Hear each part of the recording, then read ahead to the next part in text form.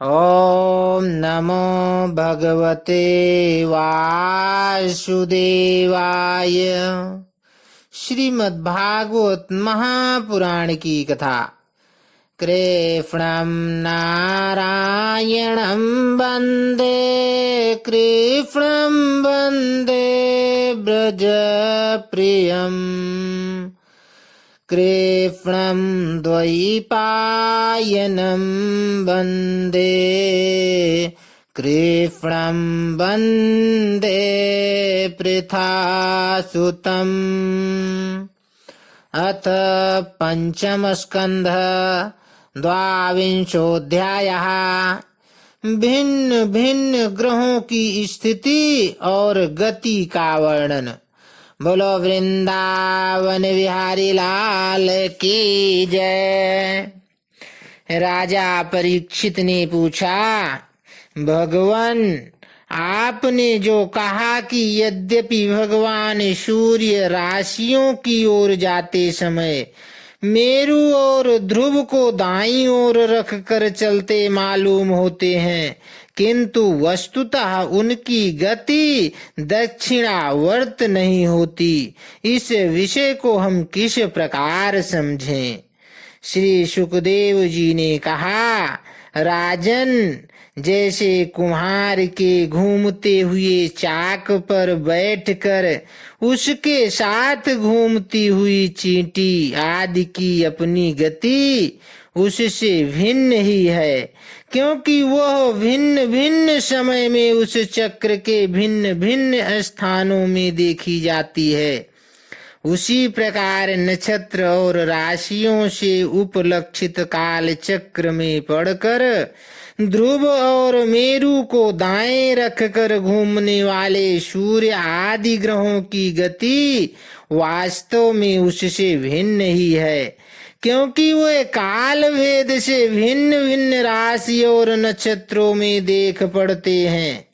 वेद और विद्वान लोग भी जिनकी गति को जानने के लिए उत्सुक रहते हैं, वे साक्षात आदि पुरुष भगवान नारायण ही लोकों के कल्याण और कर्मों की शुद्धि के लिए अपने वेदमय विग्रह काल को 12 मासों में विभक्त कर वसंत आदि 6 ऋतुओं में उनके यथा योग्य गुणों का विधान करते हैं। इस लोक में वर्णाश्रम धर्म का अनुसरण करने वाले पुरुष वेद त्रयी द्वारा प्रतिपादित छोटे बड़े कर्मों से इंद्रादि देवताओं के रूप में और योग के साधनों से अंतर्यामी रूप में उनकी श्रद्धा पूर्वक आराधना करके सुगमता से ही परम पद प्राप्त कर सकते हैं। भगवान सूर्य संपूर्ण लोकों के आत्मा हैं।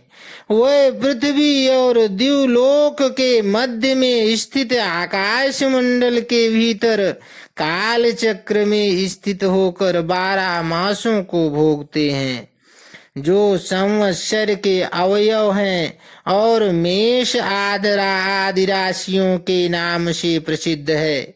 इनमें से प्रत्येक मास चंद्रमा से शुक्ल का और कृष्ण 2 पक्ष का है। पितृमान में 1 रात और 1 दिन का और सौरमान से 2.25 नक्षत्र का बताया जाता है। जितने काल में सूर्य देव इस संवत्सर का 6ठा भाग भोगते हैं, उसका वह अवयव ऋतु कहा जाता है।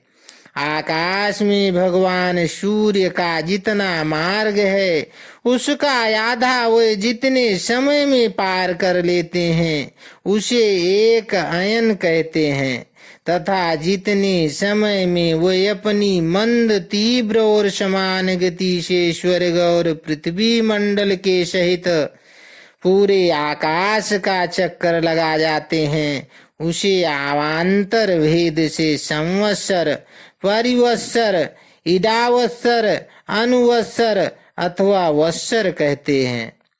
इसी प्रकार सूर्य की किरणों से 1 लाख योजन ऊपर चंद्रमा है।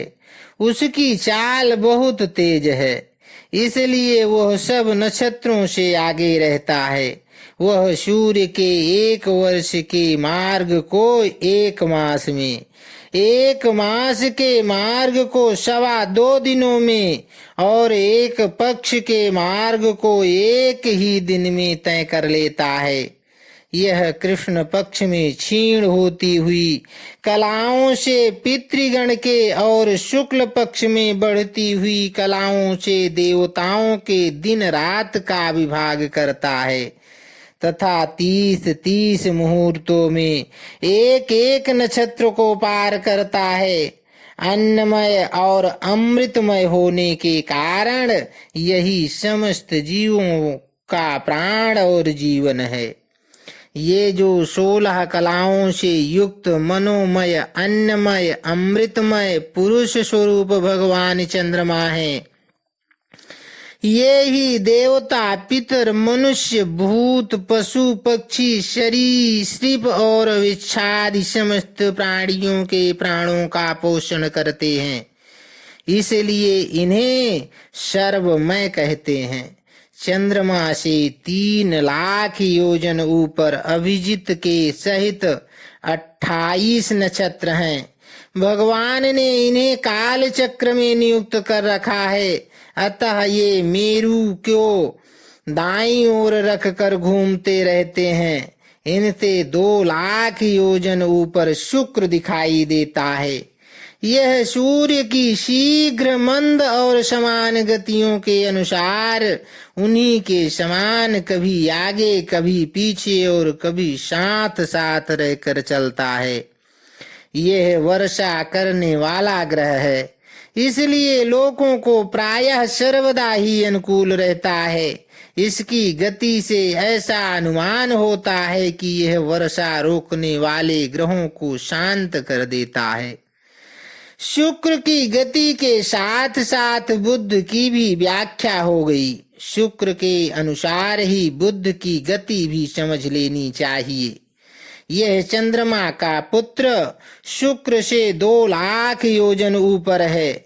यह प्रायः मंगलकारी ही है, किंतु जब सूर्य की गति का उल्लंघन करके चलता है तब बहुत अधिक आंधी, बादल और सूखे के भय की सूचना देता है। इससे 2 लाख योजन ऊपर मंगल है। वह यदि वक्र गति से न चले तो 1-1 राशि को 3 पक्ष में भोगता हुआ 12 राशियों को पार करता है। यह अशुभ ग्रह है और प्रायः अमंगल का सूचक है।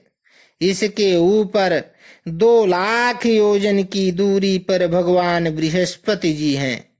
ये यदि वक्र गति से न चलें तो 1-1 राशि को 1-1 वर्ष में भोगते हैं।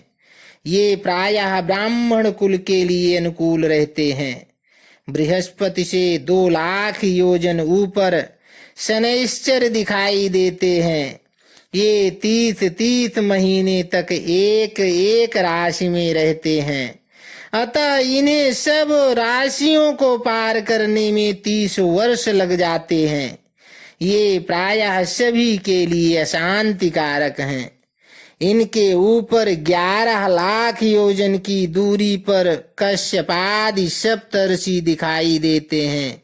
ये सब लोगों की मंगल कामना करते हुए भगवान विष्णु के परम पद ध्रुव लोक की प्रदक्षिणा किया करते हैं।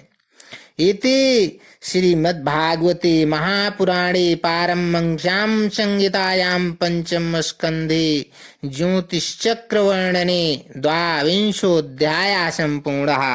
बोलो वृंदावन बिहारी लाल की जय।